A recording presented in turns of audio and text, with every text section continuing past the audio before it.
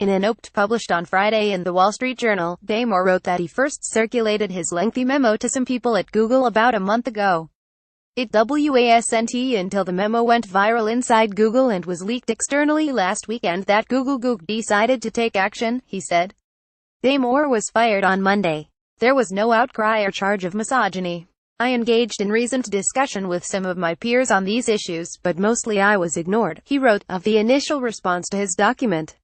That changed, he claimed, when those most zealously committed to the diversity creed wrote angry emails to Google's Human Resources Department and Damore's managers. Upper management tried to placate this surge of outrage by shaming me and misrepresenting my document, but they couldn't really do otherwise. The mob would have set upon anyone who openly agreed with me or even tolerated my views, he wrote.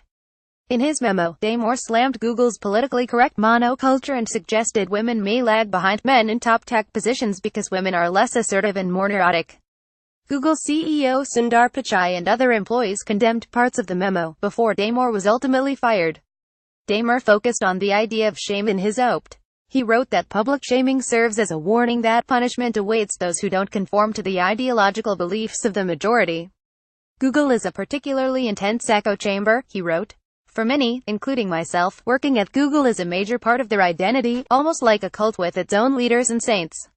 Damore concludes that the viewpoint I was putting forward is generally suppressed at Google, but it was because of the giant media controversy that he was let go. Google had to solve the problem caused by my supposedly sexist, anti-diversity manifesto. His memo has ignited a fierce debate about the company's culture. It has become an all-out culture war outside the company, as well, putting Google and its employees in the crosshairs. Damore, who has emerged as a hero of conservative media, stands by his memo, saying he considered it a reasoned, well-researched, good-faith argument. He added that it saddens me to leave Google and to see the company silence open and honest discussion.